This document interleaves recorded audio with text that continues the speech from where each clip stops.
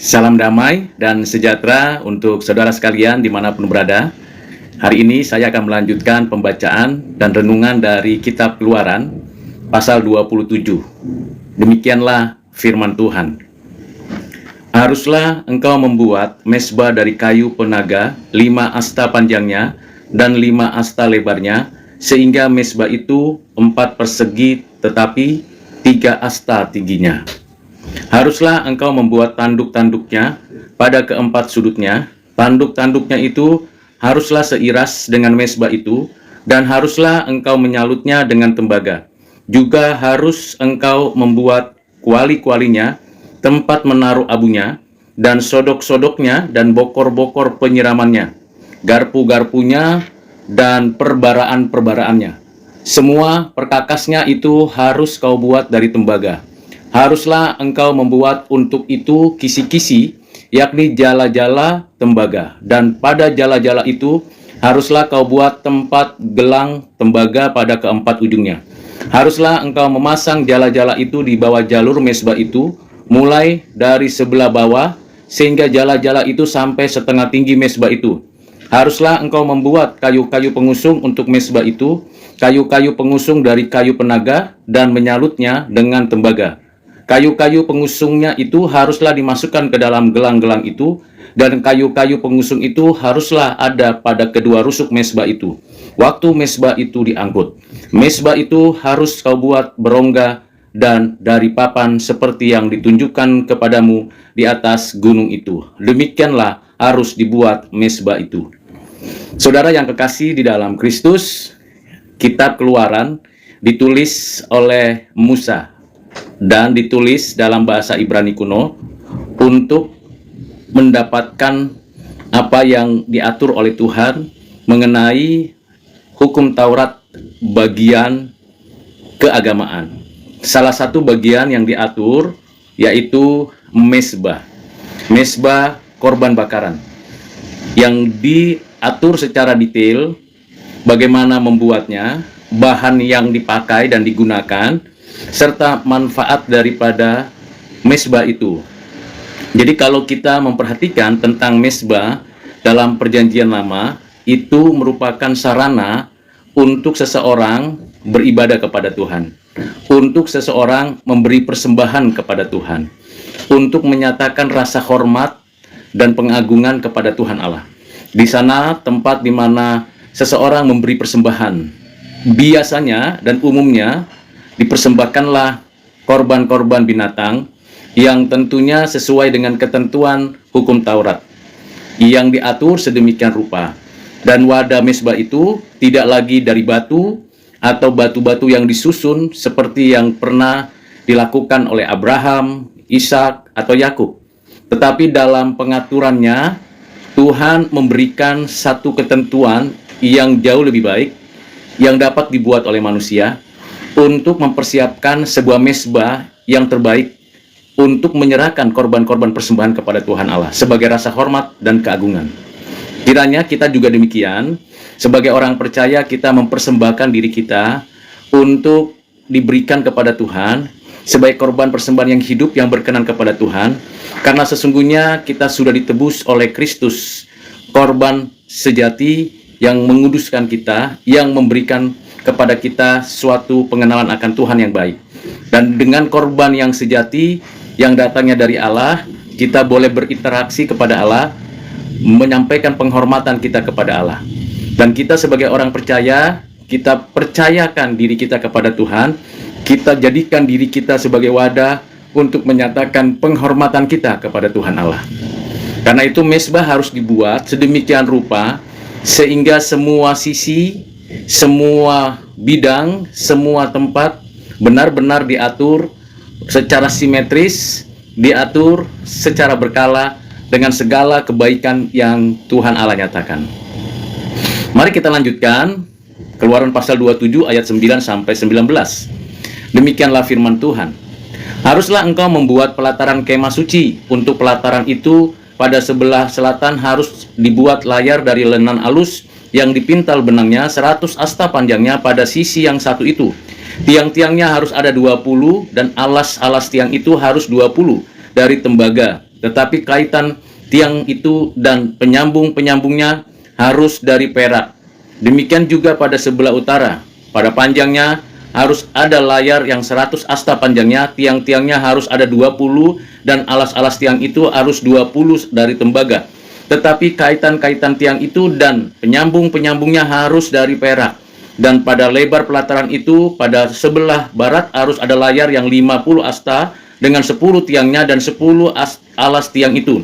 Lebar pelataran itu yaitu bagian muka pada sebelah timur harus 50 asta, yakni 15 asta layar untuk sisi yang satu di samping pintu gerbang itu dengan 3 tiangnya dan 3 alas tiang itu. Dan juga untuk sisi yang kedua di samping pintu gerbang itu 15 asta layar dengan 3 tiangnya dan 3 alas tiang itu. Tetapi untuk pintu gerbang pelataran itu tirai 20 asta dari kain ungu tua dan kain ungu muda, kain kirmisi, dan dari lenan halus yang dipintal benangnya, tenunan yang berwarna-warna dengan 4 tiangnya dan 4 alas tiang itu. Segala tiang yang mengelilingi pelataran itu haruslah dihubungkan dengan penyambung-penyambung perak, dan kaitan-kaitannya harus dari perak dan alas-alasnya dari tembaga. Panjang pelataran itu harus 100 asta lebarnya, 50 asta dan tingginya 5 asta dari lenan halus yang dipintal benangnya, dan alas-alasnya harus dari tembaga. Adapun segala perabotan untuk seluruh perlengkapan kemah suci dan juga segala patokan dan segala patok pelataran semuanya harus dari tembaga.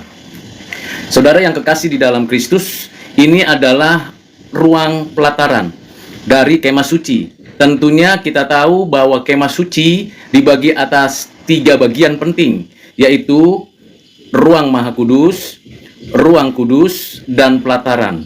Di tempat pelataran inilah setiap orang dari orang-orang Israel dan yang terhisap dalam komunitas umat Allah membawa persembahannya kepada imam.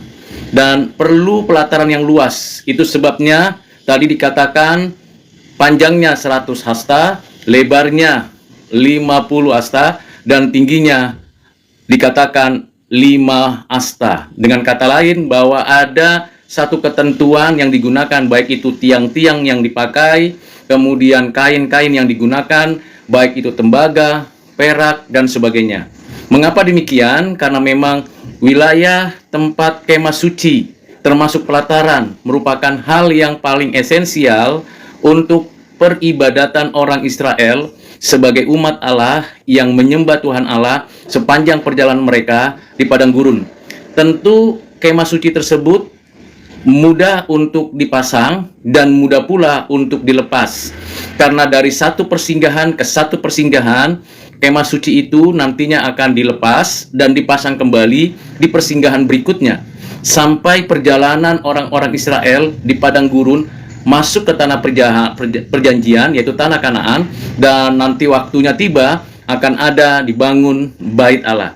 Selama bait Allah belum dibangun, selama mereka ada di perjalanan di padang gurun, mereka mempersiapkan kemah suci sebagai tempat peribadatan semua orang percaya pada satu momen, yaitu momen hari Sabat, hari perhentian. Tetapi tiap hari mereka boleh beribadah, boleh menyampaikan persembahan kepada Tuhan, entah itu pengampunan dosa, permohonan belas kasihan, korban pendamaian, korban bakaran, korban ucapan syukur, dan berbagai korban lain, baik itu pribadi, satu keluarga, satu komunitas etnis, dan keseluruhan umat, diberikan kepada Tuhan melalui para imam, dan di tempat pelataran itulah mereka memberikan persembahan itu.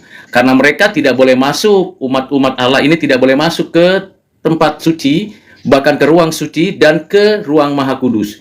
Yang masuk ke ruang suci atau ruang suci ini adalah para imam, dan yang masuk ke ruang maha kudus itu hanya imam besar yang masuknya sekali setahun. Nah, itu diatur di dalam hukum Taurat yang disebut hukum Taurat bidang keagamaan. Kiranya Tuhan menolong kita untuk mengerti bahwa sekarang sebagai orang percaya kita tidak lagi ada sekat-sekat seperti ruang pelataran atau ruang suci dan ruang maha kudus. Kita bisa langsung berbicara kepada Allah tanpa melalui perantaraan manusia lagi. Hanya ada satu pengantara, yaitu Yesus Kristus, anak Allah yang inkarnasi, yang telah mewakili kita, yang telah nyatakan dirinya untuk menjadi korban persembahan, dan yang mengorbankan dirinya untuk menebus umatnya, dan yang sekarang setelah kebangkitan dan kenaikannya sudah duduk di sebelah kanan Allah Bapa yang bersyafaat untuk kita, sehingga kita memiliki imam besar agung yang selama-lamanya yang ada di sebelah kanan Allah Bapa. Itu sebabnya saudara dan saya dapat langsung berdoa kepada Allah dan memanggilnya Bapa, karena ada di dalam Kristus, dalam kesatuan dengan Kristus, dan kita mendapatkan suatu privilege berjumpa lagi dengan Tuhan dan boleh lagi menyampaikan ucapan syukur. Kita tidak membawa lagi kambing domba atau lembu sapi atau korban bakaran apapun, karena korban yang dipersembahkan Yesus Kristus, yaitu dirinya, nyawanya, itu sudah final, sempurna, lebih dari cukup. Dengan demikian saudara dan saya hanya tinggal menikmati apa yang sudah dikerjakan Tuhan Yesus untuk kita, dan menghargai, menerima dengan ucapan syukur, dan memproklamasikan, mengajak banyak orang untuk kembali kepada Tuhan dengan satu pengantara, yaitu Yesus Kristus. Mari kita lanjutkan pembacaan kita dari Keluaran 27 ayat 20 sampai dengan 21. Haruslah kau perintahkan kepada orang Israel, supaya mereka membawa kepadamu minyak zaitun tumbuk yang murni untuk lampu, supaya orang dapat memasang lampu agar tetap menyala.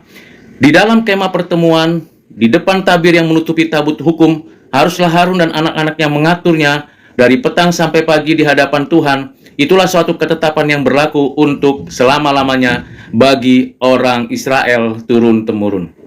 Saudara yang kasih dalam Kristus, bagaimana kita sebagai orang percaya, seperti juga orang-orang Israel yang membawa persembahan kepada Tuhan.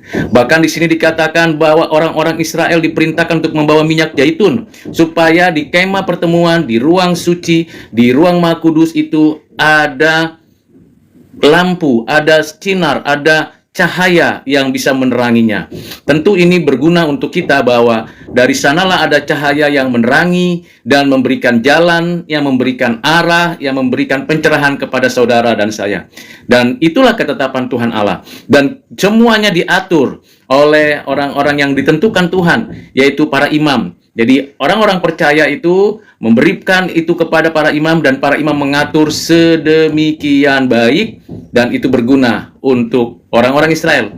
Lalu bagaimana dengan kondisi sekarang? Kita tentu bersyukur kepada Tuhan karena semua pengaturan tentang cahaya terang yang menerangi hati itu ada di dalam hati kita, karena kita mengetahui dan mengerti dengan benar bahwa saudara dan saya yang sudah di dalam Kristus memiliki status sebagai anak-anak terang yang dapat memberi cahaya terang kepada dunia yang gelap.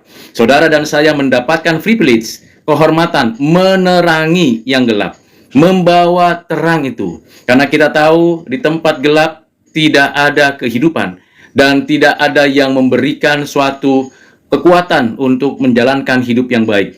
Tetapi di dalam terang kita bisa menikmati hidup dan mendapatkan satu pengertian kekuatan yang datangnya dari Tuhan. Kiranya dari pembelajaran kitab Keluaran pasal 27 ini, saudara dan saya semakin meyakini apa yang dinyatakan Tuhan, diajarkan Tuhan, yang maknanya tidak berubah dahulu, sekarang, dan selamanya. Apa makna yang pertama? Yang pertama, jadikanlah mezbah di dalam hidupmu, yaitu hatimu sendiri.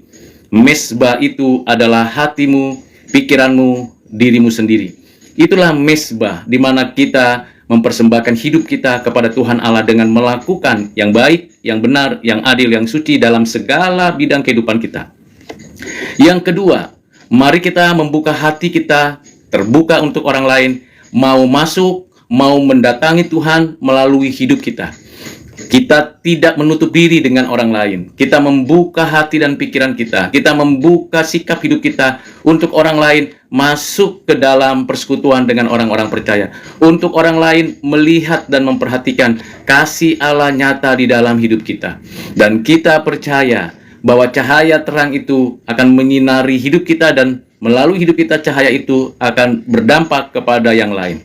Yang ketiga, jadilah kita anak-anak terang yang membawa terang Kristus dimanapun dan kapanpun, agar kita memberikan kehidupan dan kedamaian. Kiranya kita menyingkirkan semua kegelapan yang masih bercokol di hati dan pikiran kita. Kita menolak semua upaya-upaya kejahatan dan kegelapan yang mengacaukan kehidupan kita. Kita tetap di dalam pemeliharaan Tuhan karena kita adalah anak-anak terang.